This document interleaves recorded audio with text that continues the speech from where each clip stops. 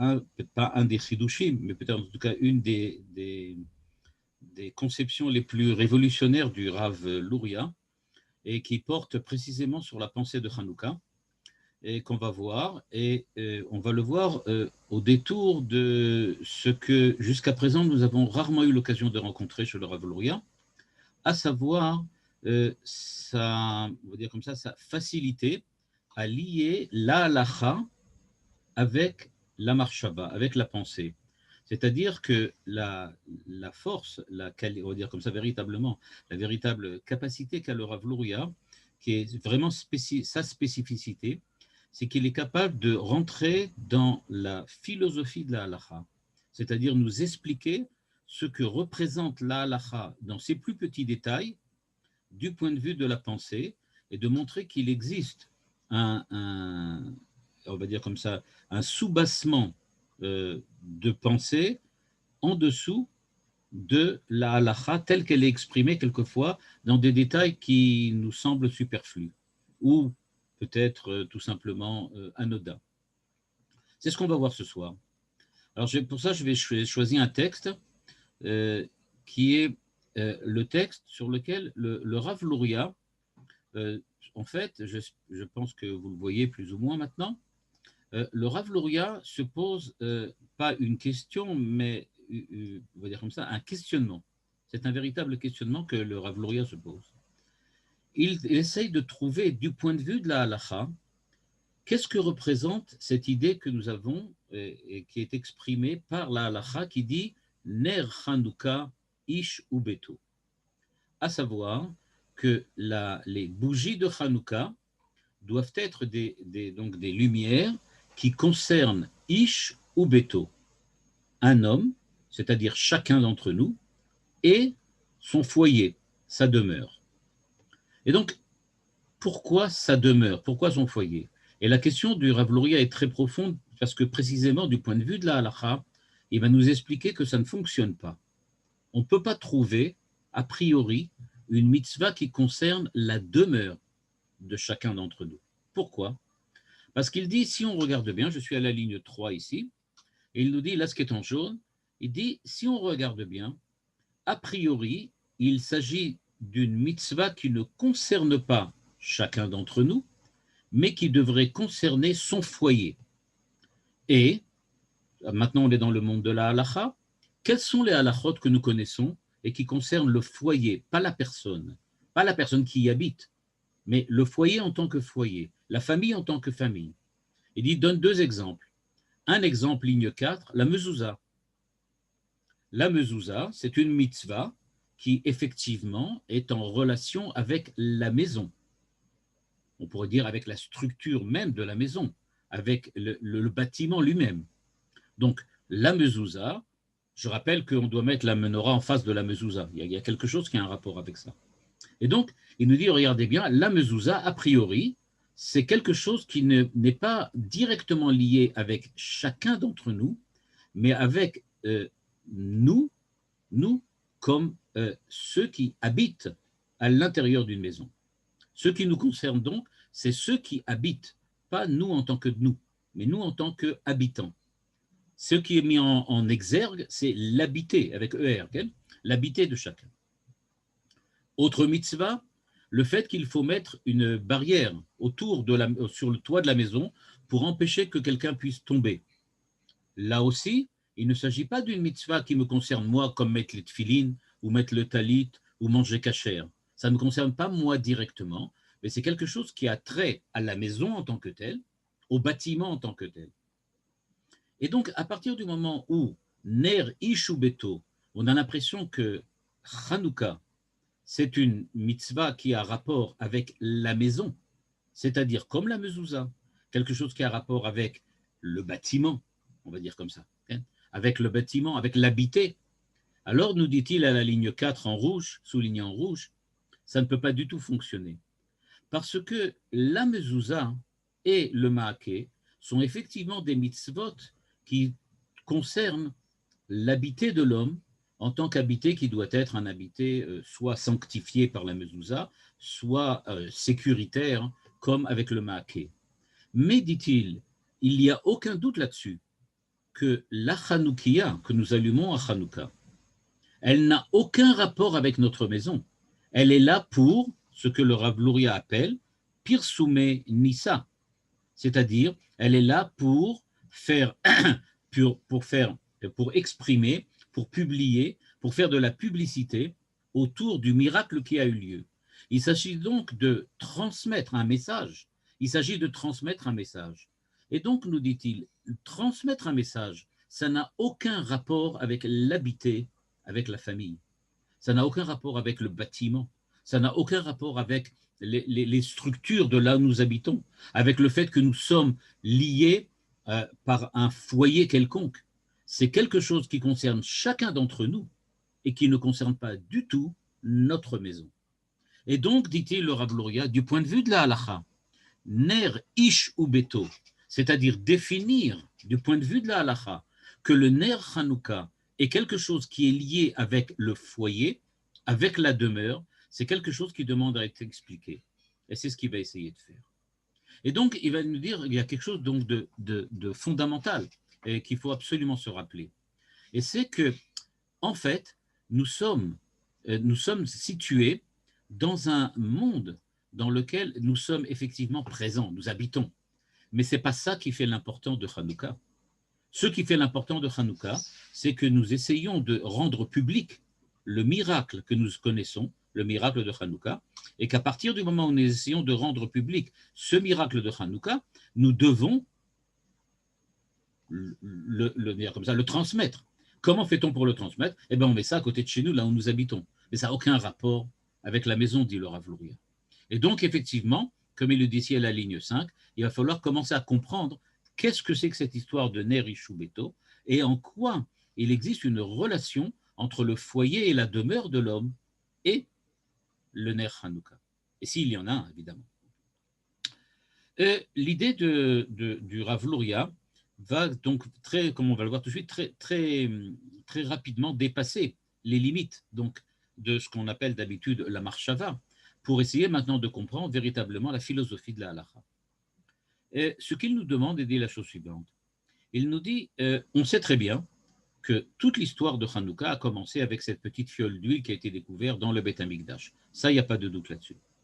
Et il nous dit à la ligne 7, Nire levaer, shegam az, banes ken anes bedin adlakat amenora, shayach legidre Beth Amikdash atzmo, ואין זה כשאר עבודות וקורבנות שהוא חובת גברה, אלא שמקום עשייתם הוא במקדש. Son idée va être qu'il va falloir maintenant qu'on fasse le rapprochement entre ce qui s'est passé à l'époque des Maccabim et ce que nous faisons aujourd'hui. Et il nous dit, regardez bien ce qui s'est passé. À l'époque du Beth Amikdash, le miracle a eu lieu où? Le miracle a eu lieu dans le Beth Amikdash. C'est bien clair. Et maintenant, la question est de savoir qu'est-ce que c'est que l'allumage des bougies dans le Beth Amikdash. Et maintenant, comme j'ai dit tout à l'heure, on revient toujours sur la philosophie de la halacha, mais alors maintenant beaucoup plus loin. On essaye de comprendre maintenant qu'est-ce que signifie allumer les bougies dans le Beth Amikdash. Qu'est-ce que ça représente? Et il nous dit, il faut donc bien comprendre, il y a une différence entre ce que l'on fait dans le Beth Amikdash, parce que c'est le Beth Amikdash, et ce que l'on fait dans le Beth Amikdash, parce que c'est le lieu où, par hasard, on se trouve au moment où on doit accomplir une telle mitzvah. Je vais donner un exemple pour que vous compreniez. Le Rav Luria dit qu'il y a à faire la différence entre deux manières de servir Dieu, d'accomplir une mitzvah. Il existe des mitzvot qui sont des mitzvot que Dieu nous a demandé d'accomplir. Parfois, nous sommes dans le Beth Amikdash, parfois nous sommes chez nous, parfois nous sommes dans la rue, mais c'est à nous de les accomplir. C'est ce qu'il appelle ici, par le terme, Chovat Gavra, c'est-à-dire quelque chose qui nous concerne nous personnellement, quelque chose que nous avons à accomplir. Par exemple, je mets les tefilines. Quand je mets les tefilines, Dieu ne me demande pas au moment où je mets les tefilines où je suis. Est-ce que je suis à la maison? Est-ce que je suis à l'armée? Ou bien est-ce que je suis dans un Beth Knesset? J'ai l'obligation, Chovat Gavra, j'ai l'obligation personnelle, c'est la traduction, Chovat Gavra, obligation personnelle, j'ai l'obligation personnelle d'accomplir la mitzvah des téphilines. Et donc, cette mitzvah me concerne moi personnellement. Maintenant, il se trouve que si je suis dans les WC, je ne peux pas accomplir cette mitzvah de téphilines. Je ne peux pas. Il y a un problème d'incompatibilité entre les téphilines et l'endroit où je me trouve. Donc, j'ai bien l'obligation de mettre les téphilines, mais pas là. Au WC, non. Il faut être ailleurs. Inversement, il existe des mitzvot qui sont des mitzvot personnelles, des obligations personnelles, mais qu'on ne peut accomplir que si on est en un lieu bien particulier. Et donc, nous dit le Rav Luria, l'allumage des bougies du Beth Amikdash, elle a cette particularité que c'est quelque chose qui n'est pas l'obligation personnelle des Kohanim d'allumer dans le Beth Amikdash, c'est-à-dire, c'est pas parce que par hasard les Kohanim sont dans le Beth Amikdash que l'obligation personnelle d'allumer leur tombe dessus, on va dire de cette manière-là, mais c'est l'inverse. C'est parce que la menorah se trouve dans le Beth Amikdash, parce que le Beth Amikdash lui-même requiert une menorah, qu'on demande aux hommes qui traînent par là d'allumer une menorah. Ce n'est pas une obligation personnelle, c'est quelque chose qui fait partie de, je vais dire un mot un peu fort, l'être même du Beth Amikdash. Le Beth Amikdash requiert une luminosité. Mais pour que cette luminosité soit là, il faut que quelqu'un l'allume. Alors bon, le Kohen qui s'y trouve va devoir allumer les lumières du Beth Amikdash. Mais quand il allume les lumières du Beth Amikdash, ce n'est pas une obligation qui lui incombe d'allumer. Mais ce qui lui incombe, c'est d'être le moyen, le vecteur par lequel le temple pourra enfin arriver à ses fins, c'est-à-dire avoir une luminosité intérieure qui est celle de la menorah. Et donc, nous dit le Rav Luria, du point de vue de la halacha, on voit donc qu'il existe deux sortes complètement différentes de mitzvot. Il y a des mitzvot que nous accomplissons parce que c'est nous qui devons le faire, parce que ça nous incombe.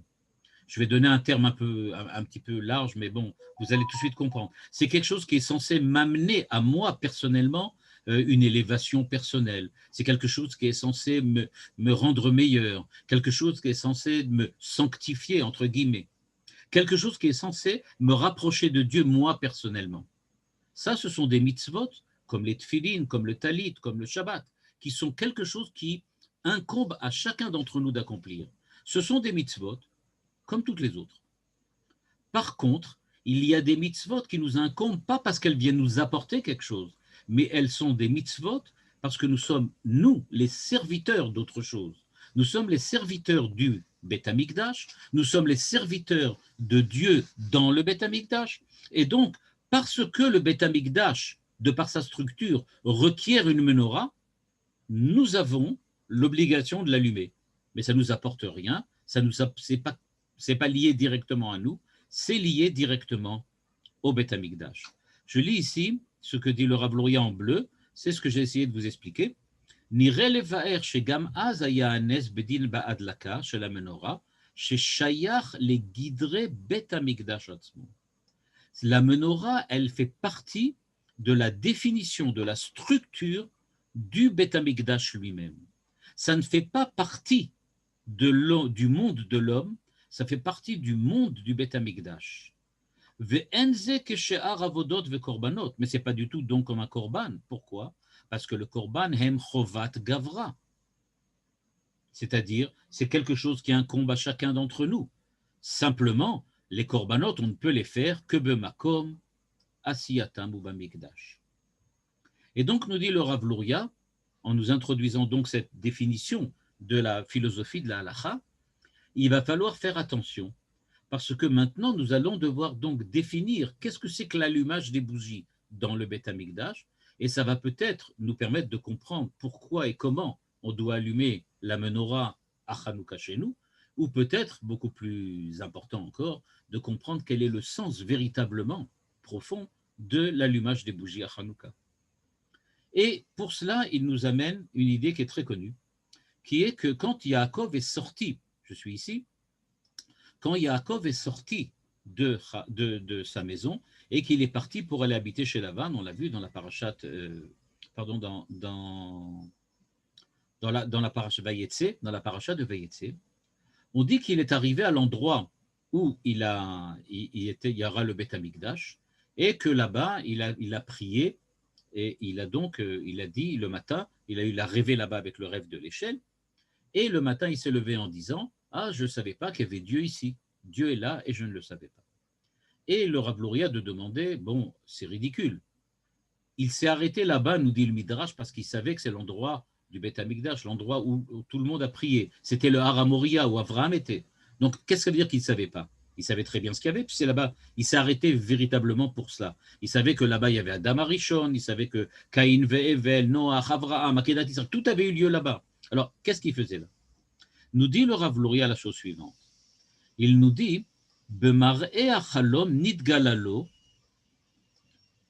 כי זה רק מבחינה של מקום הקרבה ותפילה, אבל יש במקום קדוש זה עוד בחינה, ששם ביתו של הקדוש ברוך הוא כביכול, שהרי גם במראה החלום שאינו עושה שום פעולה, לא של הקרבה ושל תפילה, הוא רואה מראות אלוקים שהשם ניצב עליו. Nous dit le Rav Luria quelque chose de fondamental. Le Beth Amikdash est un lieu qui est divisé, ou plutôt qui est composé ou une superposition de deux espaces différents. Il y a deux espaces dans le Beth Amikdash. Il y a un espace qui est l'espace de l'œuvre de l'homme, du service de l'homme, des korbanot et des tfilot. C'est-à-dire, dans le Beth Amikdash, l'homme accomplit les korbanot. On se rappelle de ce qu'il a dit tout à l'heure, quand il nous a expliqué qu'il y a des mitzvot que nous accomplissons parce que c'est à nous de les accomplir. Simplement, on ne peut les faire que dans le Beth Amikdash. Je ne peux pas apporter un korban en dehors du Beth Amikdash. Donc, je vais apporter mon offrande au Beth Amikdash. Mais pourquoi j'apporte mon offrande? Ah, parce que j'ai fauté, parce que c'est les fêtes, parce que c'est un moment où Dieu me demande d'apporter quelque chose. Donc, c'est à moi qui incombe d'apporter l'offrande, mais je ne peux le faire que dans le Beth Amikdash. C'est une chose, nous dit le Rav Luria. C'est-à-dire qu'il y a dans le Beth Amikdash cette dimension particulière qui est celle qui est que certaines mitzvot qui incombent à l'homme ne peuvent être accomplies que là-bas. On comprend ça, nous dit le Rav Luria. Ce qui s'est passé, c'est que Yaakov Avinu a rêvé, et écoutez bien le chidouche, a rêvé dans le lieu du Beth Amikdash que Dieu est sur une échelle et il lui parle et il lui annonce, etc., etc.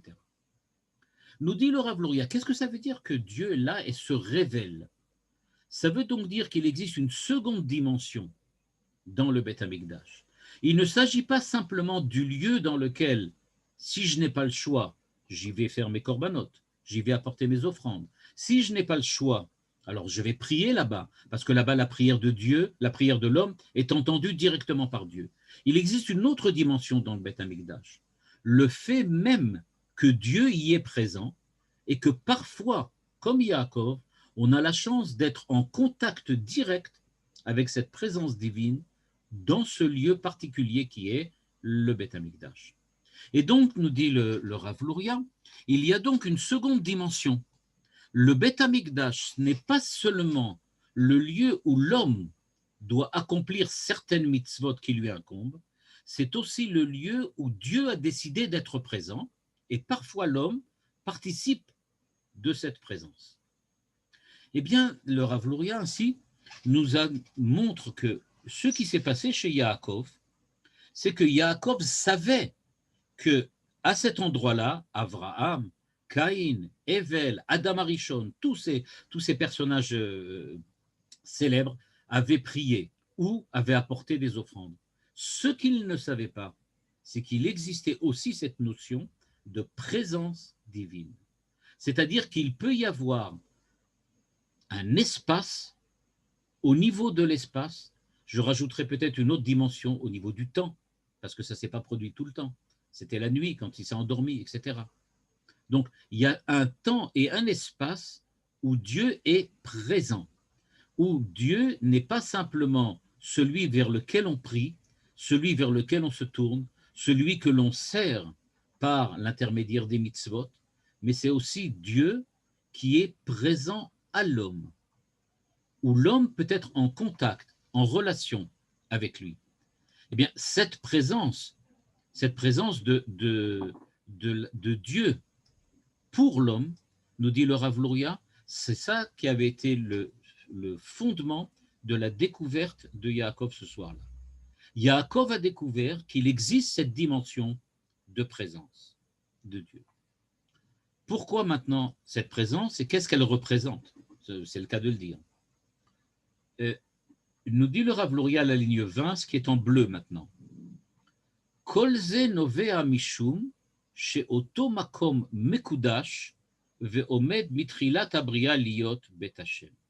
Je rappelle une des premières notions qu'on avait, ou des premiers thèmes qu'on avait vus chez le Rav Luria, c'était le thème du Tzimtzum, quand on avait vu que le Rav Luria nous avait expliqué que la Kedusha était répandue partout et qu'elle allait ensuite été concentrée à Jérusalem, concentrée dans le Beth Amikdash, concentrée dans le Kodesh HaKodashim. Puis, au moment où Israël a fauté, tout s'est ensuite redispersé. On avait vu ça dans les premiers cours. Le Rav Luria nous rappelle qu'effectivement, cette idée-là, ce thème-là, est aussi le fondement de ce qui se passe à Hanouka. Pourquoi? La présence de Dieu dans le Beth Amikdash, c'est une présence qui vient de quoi? Du fait que, au début, c'est ce qu'il dit ici, au début, quand Dieu a créé le monde, eh bien, le monde entier était Beth Hashem, était la maison de Dieu. La présence de Dieu aurait dû être visible, tangible, dans le monde entier. Mais ce qui s'est passé, c'est qu'il dit, au départ, c'est vrai que ça aurait dû être comme ça, mais le monde s'est recouvert de ce qu'il appelle un revêtement matériel. C'est-à-dire que pour pouvoir donner à l'homme la liberté, pour que l'homme puisse continuer à vivre, à survivre dans un monde dans lequel il se sent chez lui, il va falloir que Dieu se dissimule, Dieu se cache. Et donc, le fait que Dieu se dissimule fait que maintenant, le monde a l'air gashmi, matériel. C'est-à-dire, le monde a sa présence à lui, a sa propre présence, et la propre présence de Dieu se dissimule derrière ce qui nous semble être la présence la plus importante, c'est-à-dire le matériel. Et donc, nous dit le Rav Luria, si c'est cela, eh bien, quand Dieu a créé le monde, il y avait partout la présence de Dieu. On pouvait ressentir partout. Seulement maintenant, il a fallu que Dieu se dissimule. Eh bien, ce qui s'est produit, c'est que Yaakov Avinu a découvert que, en fait, il existe quelque part un espace, un temps, dans lequel la présence de Dieu n'a pas disparu et qu'elle est toujours là. Cette notion de présence de Dieu, c'est ce qu'il exprime ici quand il dit Anochi lo yadati, hainu shezebet Elokim. Je ne savais pas que c'était la maison de Dieu, que c'était le lieu de sa présence. Je voudrais juste donner une toute petite définition peut-être sur ce que veut dire le mot présence ici. Qu'est-ce qu'on entend par la présence? On entend par la présence le fait que nous sommes des monothéistes par rapport aux polythéistes. À savoir que pour nous, la présence de Dieu, c'est quelque chose de permanent. Pour nous, quand il y a un Dieu un, c'est-à-dire qu'il est, comme on le dit souvent, partout. Ce qui veut dire que pour nous, il n'y a pas de différence d'espace particulier de la présence de Dieu. Être monothéiste, ça veut dire reconnaître la présence permanente et donc multiforme de Dieu dans le monde. Par contre, pour les polythéistes qui ont beaucoup de dieux, a priori, les polythéistes subdivisent Dieu. Il y a le dieu du tonnerre, le dieu des éclairs, le dieu du tremblement de terre. Et donc, il y a des moments où il y a Dieu, des moments où il n'y a pas.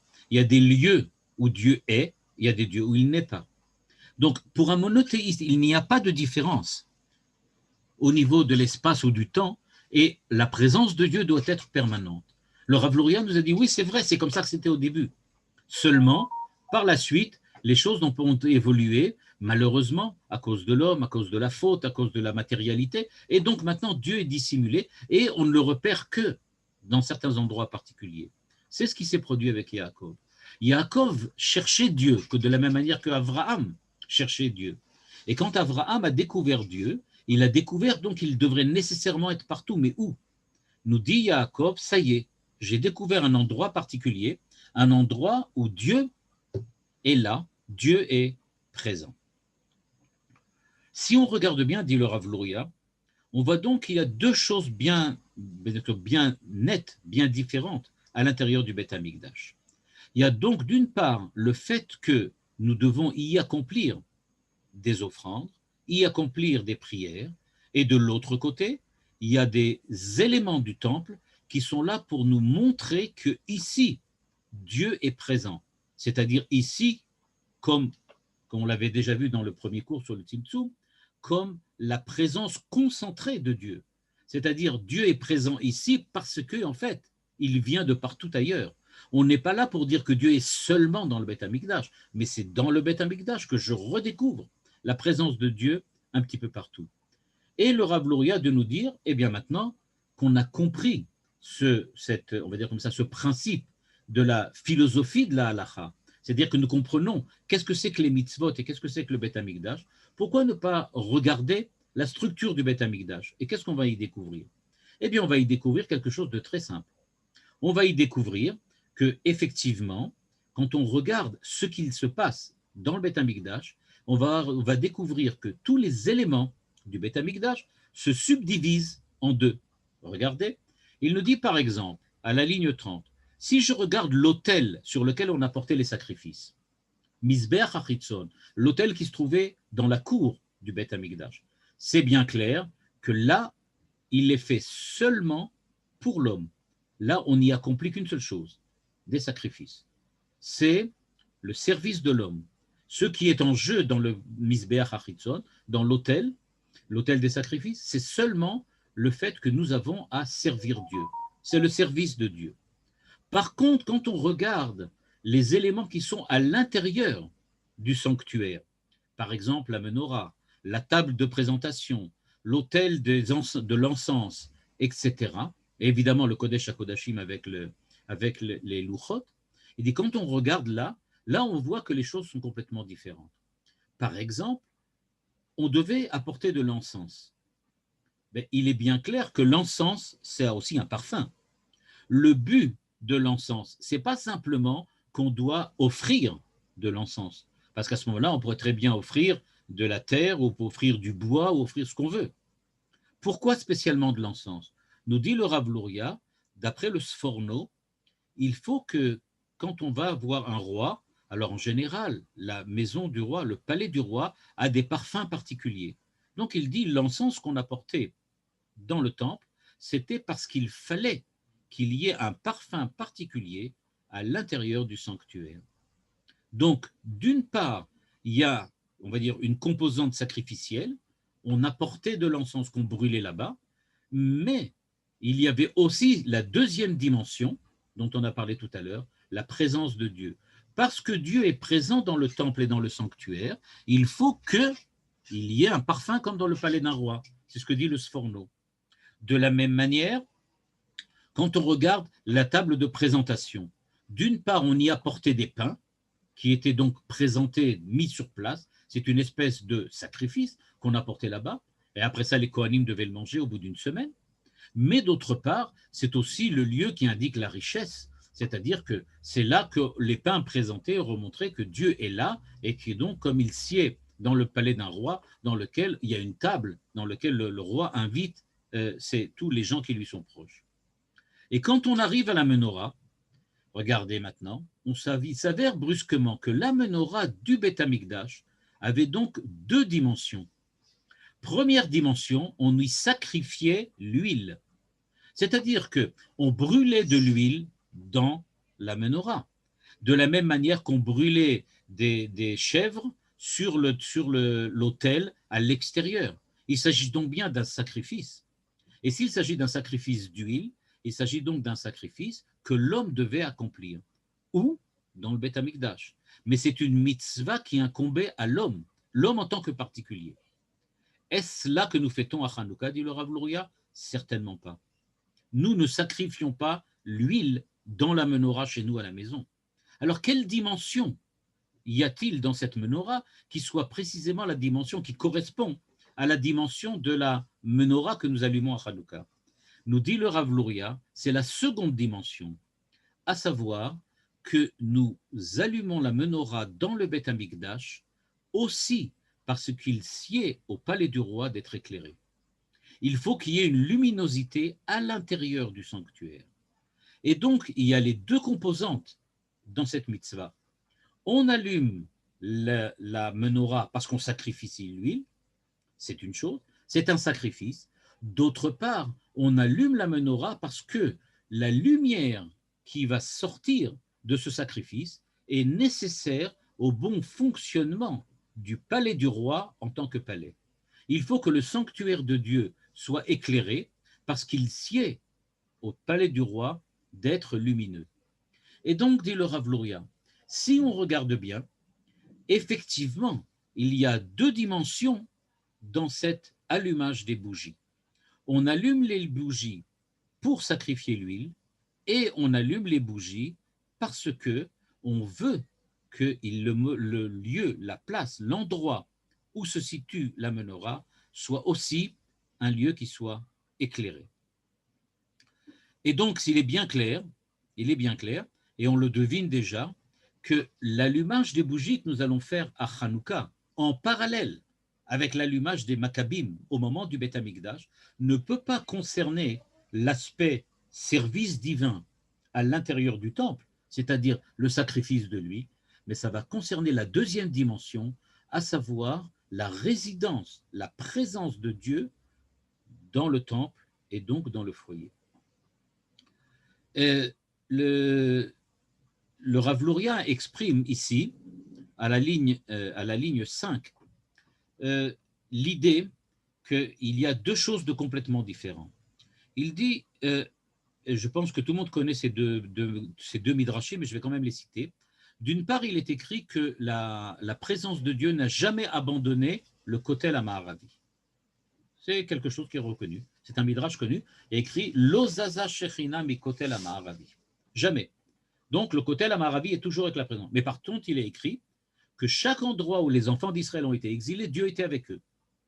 Et donc, la question est de savoir, alors où elle est cette shrina, cette présence de Dieu? Est-ce qu'elle est à côté du temple, c'est-à-dire qu'elle est dans le Kotel HaMaaravi, à côté du Kotel HaMaaravi, ou bien elle est avec les enfants d'Israël quand ils sont en galoute, quand ils sont partis en exil? Eh bien, il nous dit de la même manière qu'il sait des deux à la fois, il dit de la même manière, on parle de la hadlaka, quand on veut parler ici, de l'allumage de la menorah. C'est-à-dire, d'une part, on va sacrifier l'huile, d'autre part, on va parler de la présence. C'est pour cela qu'on va pouvoir dire qu'il y a donc deux dimensions. D'une part, la menorah est un autel, c'est véritablement un autel sur lequel on sacrifie, comme n'importe quel korban. Et donc, nous dit le Rav Louria, c'est ce qui concerne les sacrifices. Et donc, pourquoi le fait-on dans le temple? Eh bien, de la même manière que quand quelqu'un a fauté, il doit apporter un sacrifice au temple. Et pourquoi au temple? Parce que c'est là qu'on doit le faire. De la même manière, pourquoi sacrifions-on l'huile dans la menorah? Parce que c'est là qu'il faut le faire. Si tu veux prendre de l'huile et la brûler chez toi à la maison, ou tu veux la brûler ailleurs, ça ne marche pas. Il faut que ça soit fait là. Mais ce n'est pas cela qui nous intéresse, dit le Rav Louria à Hanouka. Ce qui nous intéresse, c'est l'autre dimension. La dimension qu'il exprime ici à la ligne 11, Mitzad din adlakat hanerot bebet Hashem. Si on dit que maintenant il faut qu'il y ait des bougies allumées dans la maison de Dieu, c'est-à-dire que maintenant il ne s'agit pas d'allumer l'acte de l'allumage, mais le fait qu'il y ait dans la maison de Dieu des bougies allumées. Ça nous rappelle évidemment cette polémique du point de vue de la halacha, qui est très connue aussi, et qui dit, est-ce qu'aujourd'hui, pour la bougie de Hanouka, la mitzvah, c'est d'allumer les bougies ou qu'il y ait des bougies allumées chez nous à la maison. Je ne rentre pas dans les détails de comment on peut expliquer la différence entre les deux. Mais ce qui est important à remarquer, c'est que nous dit le Rav Luria, ici, dans le Beth Amikdash, il y avait effectivement 2 mitzvot. Et donc, c'est pour cela que aussi, au niveau de la mitzvah de Hanouka, on se retrouve aussi avec le même problème, la même problématique.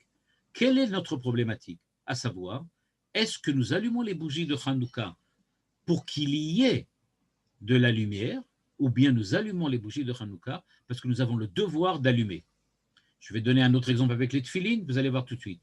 Est-ce que la mitzvah, c'est de mettre les tefilines, ou bien la tefila, la mitzvah, c'est d'aller avec les tefilines, d'avoir des tefilines? Alors c'est vrai que pour avoir des tefilines sur moi, je suis obligé de les mettre. Mais ce n'est pas ça la mitzvah. La mitzvah, c'est d'être avec les tefilines. Je continue avec la même chose avec le talit. Est-ce que la mitzvah, c'est de mettre le talit? Ou bien est-ce que la mitzvah, c'est d'avoir un talit? Ce n'est pas pareil. Et donc, nous dit le Rav Luria, la ligne 12.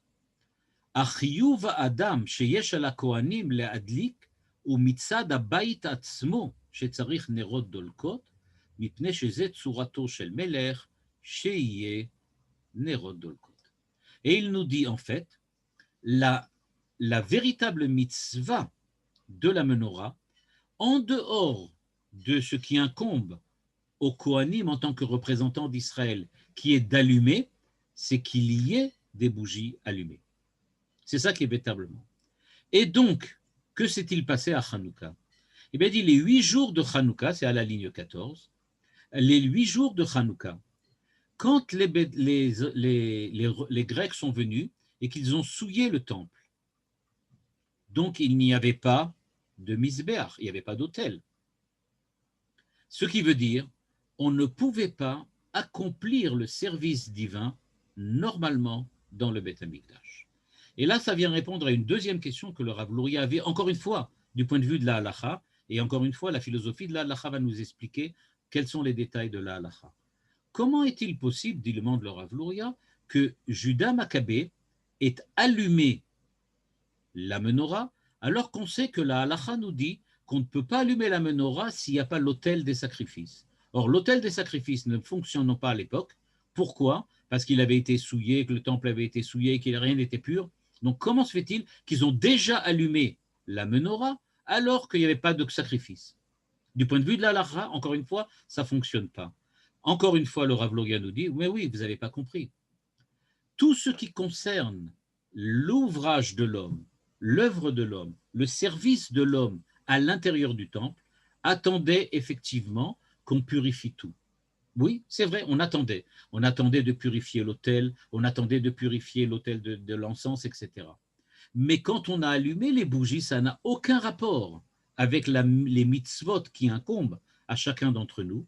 On était en train d'accomplir la réalité, pardon, on était en train de réaliser la réalité de la présence de Dieu en mettant, en allumant quelque chose, des bougies, à l'intérieur du temple.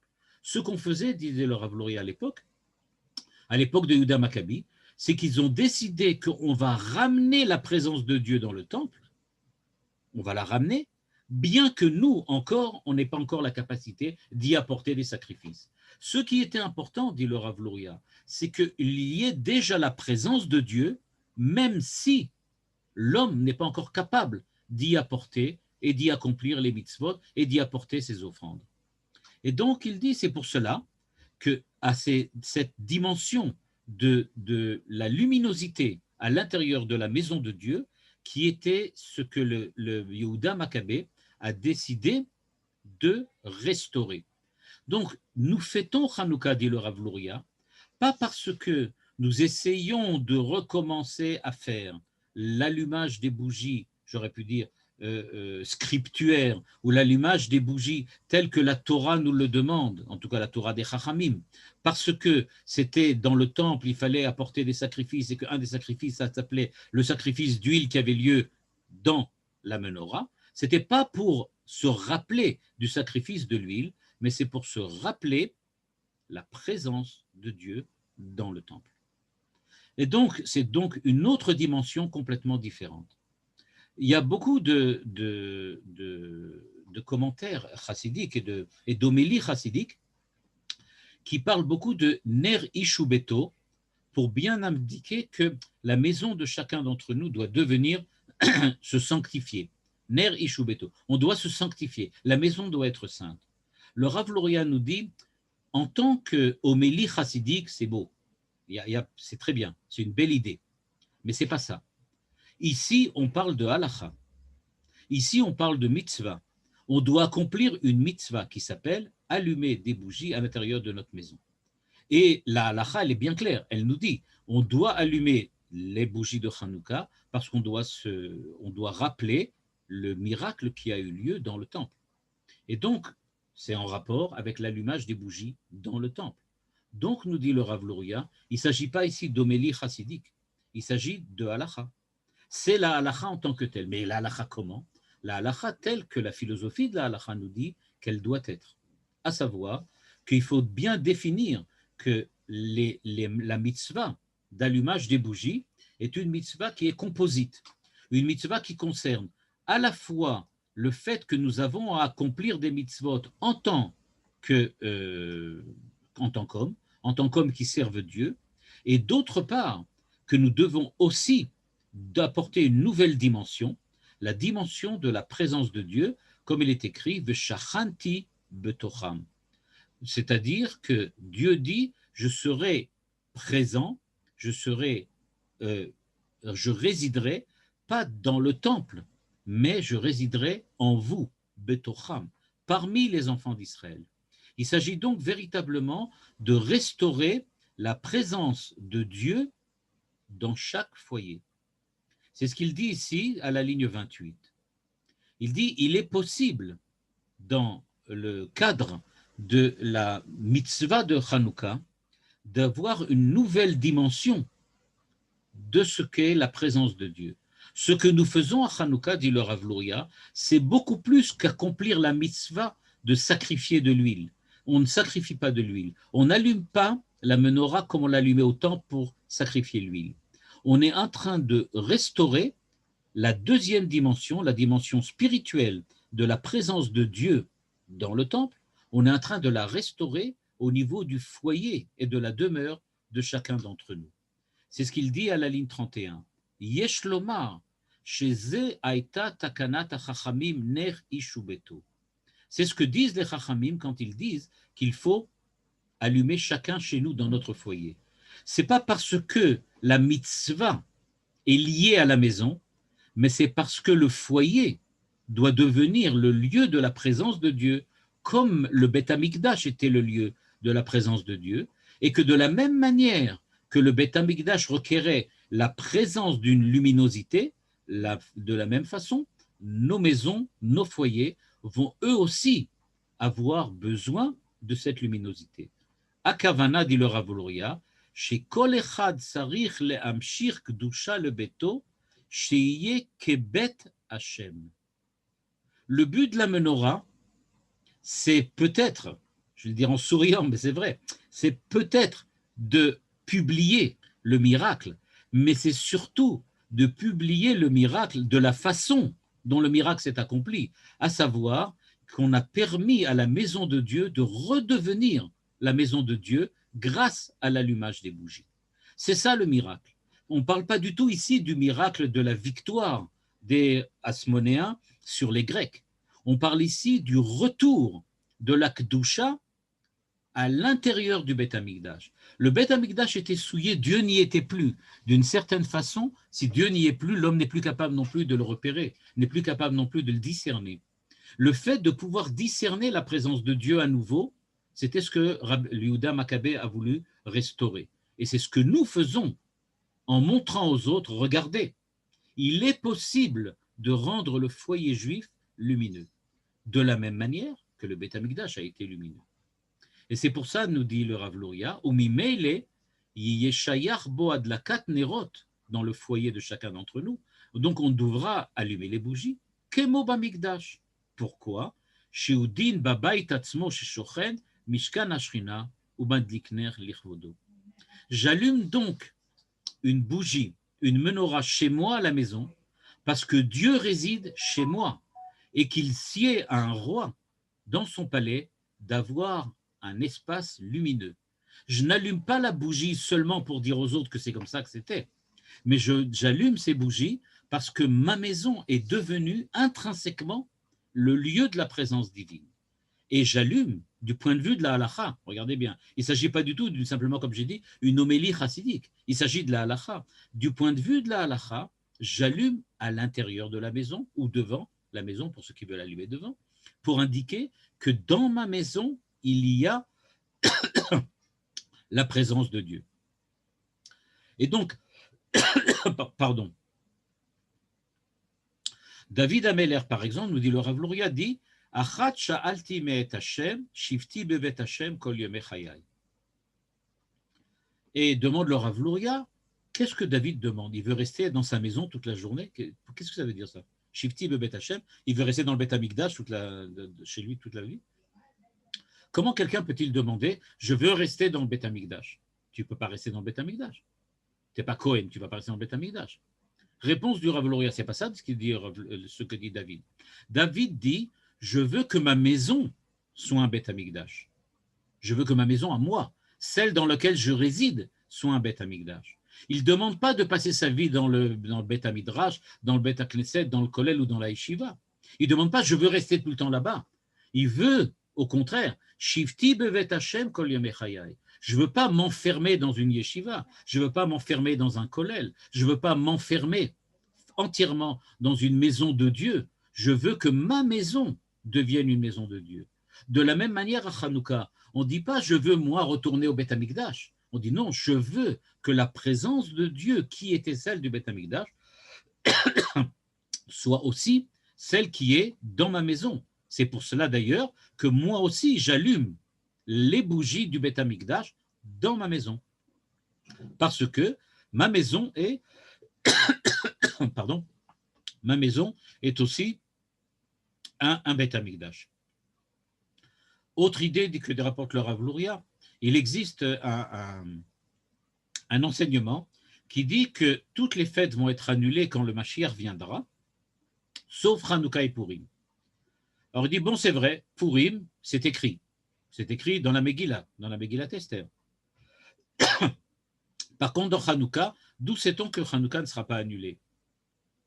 Bien, il dit tout simplement, à partir du moment où le Bet Hamikdash sera reconstruit, ce n'est pas simplement le Bet Hamikdash, mais c'est la maison de chacun d'entre nous.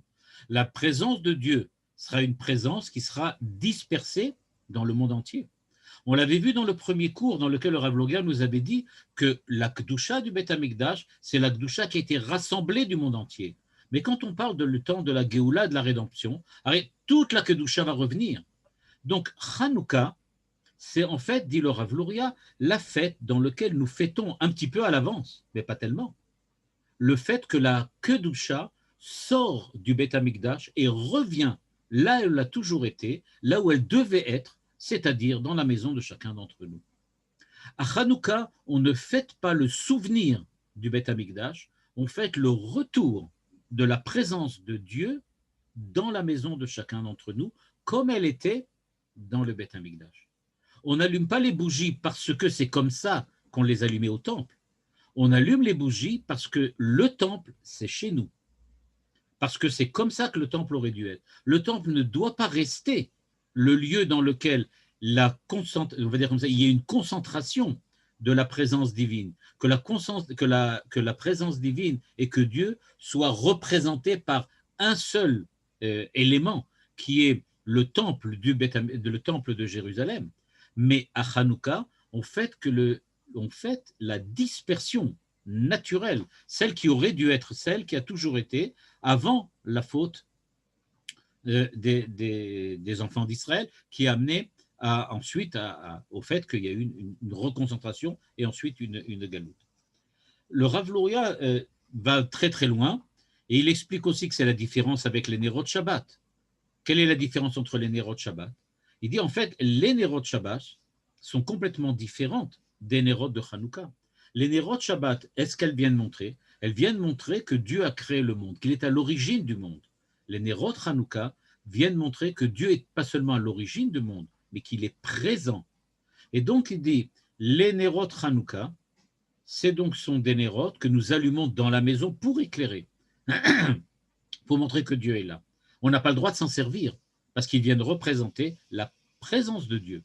Par contre, les nérotes Shabbat, c'est que Dieu a créé le monde et que le monde est à notre disposition. C'est à nous de nous en servir. Le Shabbat, on allume donc 2 nérotes et on vient dire, voilà, Dieu nous a offert le monde. Le monde a été créé par lui et il nous l'offre. À Hanouka, on vient dire, il nous l'offre, mais il est toujours là. Nous sommes ses invités. Et comme nous sommes ses invités, on ne se sert pas de ce qu'il y a chez le roi avant de lui demander s'il est d'accord ou pas.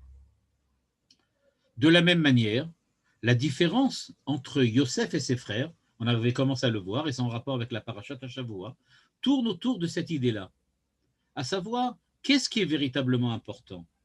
Eh bien, dit le Rav Luria, si on regarde bien, ce que veut faire Yosef, c'est Hanouka. Par contre, les frères, eux, sous l'influence de Yehuda, ils sont beaucoup plus attachés au Ner Shabbat. Ce que font les frères, c'est de dire Dieu nous a donné le monde pour que nous l'utilisions et que pour nous soyons les serviteurs de Dieu. Nous voulons devenir les serviteurs de Dieu. Et comme parce que nous sommes les serviteurs de Dieu, nous devons accomplir les mitzvot, nous devons accomplir ce que Dieu nous demande, nous devons étudier la Torah, etc., etc. Vient Yosef et dit, mais ce n'est pas ça le but. Le but, ce n'est pas de concentrer la Torah, concentrer les mitzvot dans le peuple juif. C'est de prendre cette Torah et ces mitzvot et de montrer qu'elles peuvent être présentes, être les représentants de la présence de Dieu dans l'ensemble du monde. C'est-à-dire qu'il faut répandre tout cela à l'extérieur. Il faut ensuite le montrer aux autres, de la même manière qu'on le fait à Hanouka, dans lequel on montre. Et donc, dit le Rav Luria, c'est ça précisément qui était la discussion, la polémique entre Yosef et ses frères. Yosef était l'homme de Hanouka, les frères étaient les hommes de Shabbat. Et c'est pour cela qu'il y avait donc cette tension permanente entre les deux, et que ce qui s'est passé, c'est que les frères ont dit, ok, on va te vendre, et on verra bien qui a raison. Est-ce que la Shrina va te suivre à l'extérieur, ou bien la Shrina va rester chez nous, à l'intérieur? Et ce qui s'est produit, c'est que la Shrina a suivi Yosef, et qu'elle a quitté Yaakov. C'est-à-dire que, en fait, les frères se sont rendus compte, on s'est trompé, c'est lui qui avait raison. Il a réussi en Égypte, et nous, en fait, nous sommes restés, on va dire, bloqués à la maison en Israël. Le Rav Luria termine en disant que c'est la différence entre Beth Shammai et Beth Hillel qui disent est-ce qu'on doit allumer une bougie le premier jour, puis 2, puis 3, puis 4, ou bien inverse. On doit commencer avec 8, ou bien on doit diminuer. Ce que nous dit Beth Shammai dit tu vas commencer par 8 et tu vas diminuer. Pourquoi? Parce qu'il dit quand tu commences par 8, c'est-à-dire que tu vas commencer par la présence, c'est-à-dire que tu vas commencer par ce qui est vraiment la présence de Dieu, les 8. Pourquoi? Parce que lui, d'après Beth Shammai pensait que Hanouka, c'est comme Shabbat. C'est la présence de Dieu qui est importante. On commence par 8. C'est ça qui est important. Si c'est la présence de Dieu, c'est comme Shabbat. Dieu est là, puis il se retire petit à petit et il nous laisse le monde à nous, sans rien. Le dernier jour de Hanouka, il n'y a plus rien. Pourquoi il n'y a plus rien? Parce que on n'a plus besoin de Dieu, entre guillemets. Dieu est parti, Dieu s'est retiré, Tzimtzum, il est parti, il nous a laissé le monde, c'est à nous de l'utiliser maintenant. Beth Hillel disent non, pas du tout. Tu dois montrer comment le monde, qui a priori nous semble un monde profane, pas de bougie, il y a une petite lumière qui commence, puis ça augmente, ça augmente, ça augmente, jusqu'à que tu découvres que les 8 lumières sont allumées le dernier jour et que tu découvres la présence de Dieu dans le monde tel qu'il est. Au départ, c'était une menorah sans rien, maintenant c'est une menorah illuminée. Beth Shammai disent non, le monde nous a été donné par Dieu, tout a commencé par lui, 8 bougies. Puis il s'est retiré et il ne reste presque plus rien pour nous. Quoi qu'il en soit, ce que nous apprenons donc du Rav Luria, pour résumer et conclure, c'est que Hanouka, c'est la fête de la présence de Dieu dans le foyer de chacun d'entre nous. Nous sommes en train de recréer, dit le Rav Luria, ce que le temple représentait on va dire comme ça, dans une dimension unique, une dimension spécifique, une dimension particulière, celle de la concentration de la présence de Dieu dans le monde. nous sommes en train de montrer que cette présence, naturellement, doit être présente partout. Elle doit être dans le monde entier. Et pour cela, nous allumons, nous, notre menorah, en parallèle avec la menorah du Beth Amikdash. C'est la même. Nous allumons ici, chez nous, devant la fenêtre, ce que les Hashmonaïm ont allumé, ou ce que Moshe Rabbeinu ou Aaron ont allumé dans le temple. Parce que c'est la même dimension. Il s'agit de la présence divine. De la même manière que Dieu est présent dans le temple, il est présent dans le monde. Et c'est cela que nous essayons de montrer à Hanouka. Voilà, si vous avez des questions, c'est le moment. Et vous pouvez donc ouvrir les micros, je suppose. En fait, oui, allez-y. Bakacha. Je peux poser une question? On vous entend. Ok, je vous remercie. Vous êtes passé, enfin plus exactement dans la présentation lumineuse de Rav Luria que je n'avais pas entendu. Vous êtes passé de Beto, alors vous avez dit Ushu Beto, et Beto, c'était donc le développement de Rav Luria, c'était dans le sens de faire résider la Shrina dans le Beth Amikdash. Mais non, dans la maison de chacun. Non, dans la maison de chacun. Non, mais au début, comme si on se trouvait dans le Beth Amikdash. Seulement après, vous êtes revenu sur la notion stricte de Halakha. La notion stricte de Halakha, quand elle nous dit, c'est Pirsoumé Nissa. Donc, oui. il est dans Pirsoumé Nissa, on ne nous demande pas de faire résider. Ça, c'est la première question. La deuxième, c'est que… Je vais tout de suite y répondre. J'ai sauté un petit passage, il faudrait que je vous le remontre. Je ne sais pas où il est. Bon, ben, je sais plus où il est le passage. Mais mettons que, dans le passage, le Rav Luria dit que, en fait, le Pirsoumé Nissa, c'est pour montrer que si le peuple d'Israël a été capable, à l'époque, de rallumer les bougies, de rallumer les lumières à l'intérieur du temple, ça vient montrer qu'il est possible de le faire à toutes les époques et dans toutes les situations. C'est ce que veut dire le Rav Luria. Et veut donc dire que le Pirsoumé Nissa, ça vient de dire le miracle qui s'est produit là-bas, c'est le miracle qui peut se produire n'importe quand. Vous pouvez le faire n'importe quand. Et le deuxième point dans Beto, sur le plan strict du mot Beto, c'est Ishu Beto, puisque vous l'avez dit vous-même, vous avez dit foyer, donc c'est sous-entendu la femme. La preuve, c'est que quand je suis en déplacement, comme il y a le problème de quand je ne suis pas là, c'est ma femme qui doit allumer à la maison. Donc c'est bien la Beto. Ishu Beto, c'est toujours la notion d'épouse.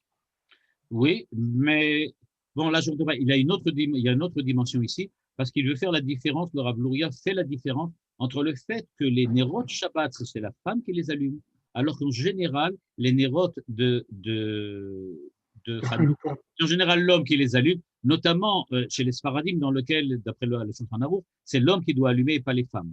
Et oui, parce que Zman Grama, elles sont dispensées. Et donc, il dit, c'est pour ça qu'il y a la différence entre les deux. Et donc, il dit que, en fait, pourquoi? Parce que la femme, elle représente déjà, dès le départ, un petit peu comme l'idée que dit le Rav Kook, quand il dit « Sha'asani kirtsono », que la femme dit tous les matins, c'est parce que la femme est déjà plus proche de Dieu naturellement. C'est pour cela qu'elle est Shabbat, beaucoup plus que Hanouka. Hanouka, c'est une dimension qu'il faut redécouvrir, que Yehuda Maccabée a restauré. Il faut restaurer. Il y a une espèce de notion de rédemption, de Géoula, de Nes. Il y a quelque chose qu'il faut créer. Il dit ça, c'est pas la femme. La femme, elle est déjà au niveau dans lequel elle est déjà naturellement à ce niveau-là. Elle n'a pas besoin de restaurer quelque chose. Donc la femme, elle est Shabbat, alors que nous sommes, les hommes masculins, plutôt Hanouka. Chazak.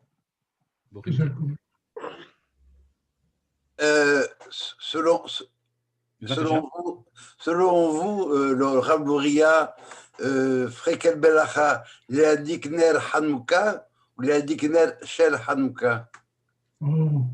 Ça, je ne sais pas, je n'ai pas trouvé. Non, mais mais à partir de ce qu'on vient de développer, quoi. Moi, je ne sais pas. Si on peut dire Nerot Hanouka, alors on peut dire que d'après comme dit Rashi, Hanouka, ça veut dire que c'est l'endroit où ils ont résidé, Hanouka, c'est-à-dire le café. Si on parle de la résidence, alors ce n'est pas Shel Hanouka, mais c'est Hanouka, sans Shel. Il ne s'agit pas des lumières de Hanouka, mais les lumières de la résidence. De la résidence, c'est ça. De la résidence elle-même. Oui. Merci. D'après votre enseignement, ça explique la nécessité de mettre la mezouza à la maison. Et la mezouza, oui. Et c'est pour ça que la Hanoukia est en face de la mezouza. Elles ont effectivement le Exact. même rôle. Elles ont le même rôle. Montrer qu'il y a quelque chose à l'intérieur de la maison. Tout à fait. Tout à fait. D'accord. Ok. Je regarde ici. Sukkot, n'est-ce pas également une fête qui devrait rester comme Hanouka et Purim? Bonne question. Le Rav Luria dit que Souka est l'inverse de Hanouka.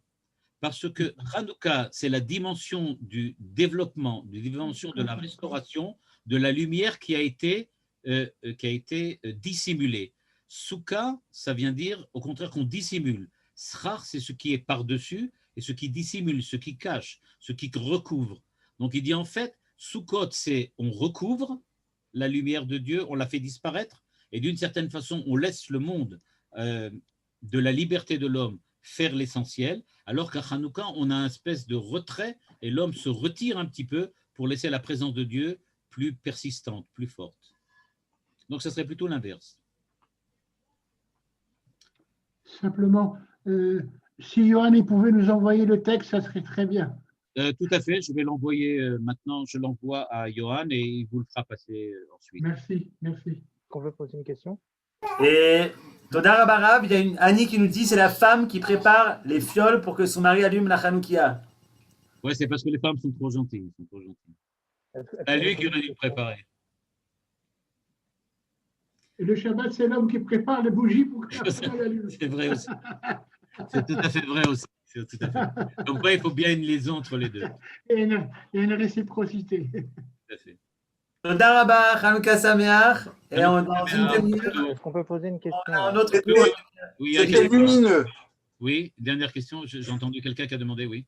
C'est moi. Le Vakasha. Parce que j'ai trouvé votre exposé très intéressant. Mais je voudrais poser la question par rapport à l'intériorité et l'extériorité. Parce que la maison, Oui. ce que vous avez dit à la fin, c'est que ça ressemble en fait au Beth Amikdash, en fait. Mais au Oui. début, vous avez dit que finalement, si on fait aujourd'hui Hanouka, c'est qu'on a dépassé le caractère purement sacrificiel pour arriver à quelque chose de plus fondamental lié à la présence. Oui. Et Pierre Nissa, en fait, on pourrait dire aussi que c'est pas seulement la maison, c'est aussi l'extérieur. Parce que si on fait les allumages à l'extérieur, par exemple, et pas seulement dans les demeures familiales, c'est aussi l'idée qu'on va retrouver cette présence de Dieu à l'extérieur. Oui. Vous en pensez? Je pense que là, ça rentre dans un autre cours que j'aurais pu faire aussi, et qui est sur le problème de est-ce qu'il existe. Bon, je ne vais pas poser la question, je vais dire directement la réponse. Parce que le Rabbi Lubavitch, il explique ça. Il dit que le Pierre Nissa, c'est pas seulement à l'intérieur, c'est aussi à l'extérieur. Tout à fait. C'est-à-dire que la présence de Dieu à l'intérieur, en chaque endroit, vient montrer qu'en fait, il n'y a pas de différence entre l'extérieur et l'intérieur. C'est-à-dire que cette notion d'extériorité et d'intériorité est une notion qui est pré-Hanouka, qui est avant Hanouka. Avant Hanouka, on imagine qu'il y a un temple et puis que c'est là que Dieu est, et puis il y a l'extériorité du temple, là où il n'y aurait pas Dieu. À partir du moment où on démontre que Dieu est partout, c'est-à-dire qu'il n'y a plus d'extériorité ni d'intériorité, il n'y a qu'une seule chose. Comme j'avais dit à un certain moment, le fait d'être monothéiste, ça veut dire que Dieu est entièrement présent. Il n'y a que de la présence de Dieu. Et nous sommes à l'intérieur de cette présence et nous sommes face à cette présence. Nous sommes dans les deux dimensions à la fois. Donc la présence vient nous montrer, vient nous indiquer qu'en fait, l'extérieur et l'intérieur, ce sont des notions qui sont justes seulement si je découpe la présence comme une présence face à moi et moi. Il y a la présence et moi. Mais à partir du moment où la présence est chez moi et aussi en dehors de chez moi, alors il n'y a que la présence et donc il n'y a pas de raison de parler d'extérieur ou d'intérieur. Si ça répond à votre question. On t'entend plus là. Olivier, on t'entend plus. J'ai dit que c'est par l'intérieur qu'on peut être présent à l'extérieur. C'est par l'intérieur qu'on est présent à l'extérieur. On va dire tout simplement, il y a une espèce de dérive.